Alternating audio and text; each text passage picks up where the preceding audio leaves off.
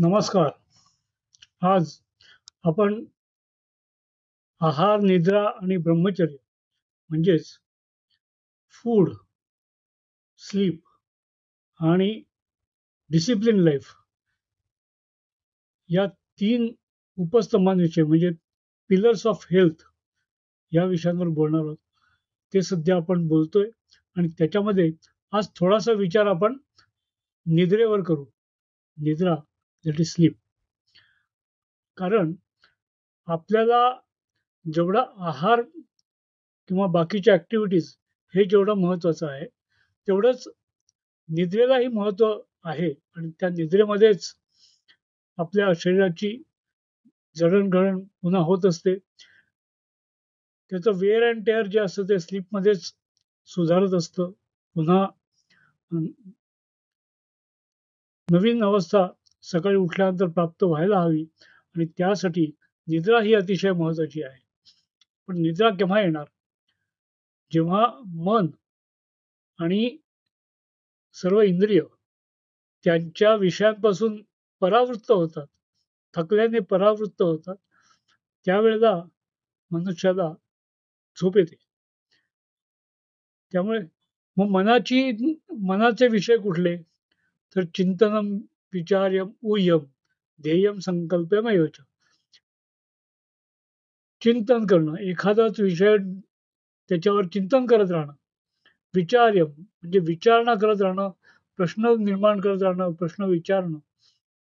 ध्येय काहीतरी ध्येय धरणं आणि त्याचंच चिंतन चालू ठेवणं. संकल्प करणं आणि त्या संकल्पाला बांधलेलं राहणं. या हे जे विषय आहेत मनाचे, या विषयांपासून जर मन परावृत्त झालं नाही, तर निद्रा येणार नाही. तसंच आपले जे 5 ज्ञानेंद्रिय आहेत, डोळे आहेत, कान आहेत, वाणी आहे, जिव्हा, रसना, त्वचा, ही जी पंच ज्ञानेंद्रिय आहेत, ही पंच ज्ञानेंद्रिय आणि पंच कर्मेंद्रिय ही जर त्यांच्या विषयांपासून परावृत्त झाली नाही, तर झोप येणार नाही. याचाच अर्थ या सगळ्या गोष्टींपासून जेव्हा आपण दूर जाऊ, तेव्हा झोप येणार. मग हे जे आहे, हे सगळं अतिशय महत्त्वाचं आहे आणि त्यामुळेच आपल्याला झोप येणं हे खूप काही-काही वेळेला सोपं वाटतं आणि काही-काही वेळेला अत्यंत कठीण जातं. कारण यातल्या काहीतरी गोष्टी आपल्या बिघडलेल्या असतात. आणि निद्रा न येण्याच्या मागे आणखीन एक महत्त्वाचं कारण आहे ते म्हणजे आहार. कारण आहार आपण कुठल्या प्रकारचा घेतो? सत्वयुक्त घेतो का रजतमो गुणयुक्त घेतो? त्याच्यावरती अवलंबून आहे. जर सत्वगुणयुक्त असेल तर सत्वगुणाचा परिपोष होईल.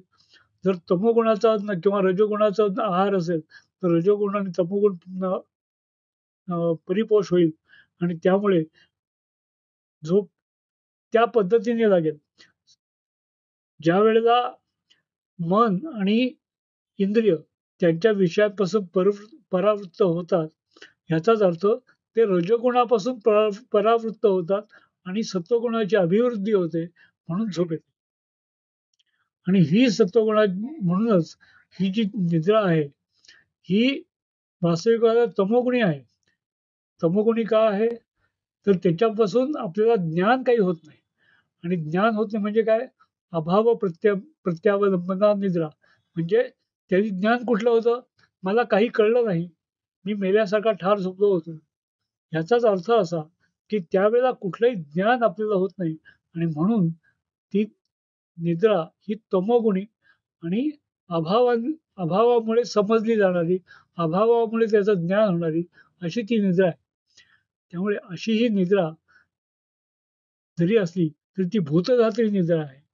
भूतधात्री याचा अर्थ असा, की त्याच्यामुळे सर्व भूतमात्र आहेत, ती जगतात, जीवन जगतात आणि जीवन पूर्ण करतात. त्यांचं जे काही आयुष्यमान आहे, ते निद्रा जर नसेल तर ती अपूर्ण होईल, पूर्ण होणार नाही. कारण जे रोजच्या जीवनामध्ये आपण जे श्रम होत असतात आणि जे शरीरामध्ये घडामोडी होत असतात, मनामध्ये घडामोडी होत असतात, त्या जर विराम पावल्या नाहीत आणि त्यातून होणारी जी झीज आहे ती जर भरून निघाली नाही आणि आपल्या शरीरामध्ये तयार होणारे जे वेस्ट आहे ते वेस्ट शरीराच्या बाहेर टाकले गेले नाहीत, एक्सक्रिशन झालं नाही, तर आपलं शरीर निरोगी राहणार नाही. त्यामुळे निद्रा ही भूतधात्री निद्रा आहे. म्हणजेच संपूर्ण भूतमात्रांची काळजी घेणारी आईसारखी प्रेमळ अशी ही निद्रा आहे. त्यामुळे या निद्रेमध्ये शिरावं लागतं आणि ती शिरायचं कसं? तर पासून परावृत्त व्हायचं, मनाच्या विषयांपासून परावृत्त व्हायचं. तेव्हा आपण त्या निद्राधीन होऊ शकतो. त्यामुळे आज इतकंच. जय जय रघुवीर समर्थ.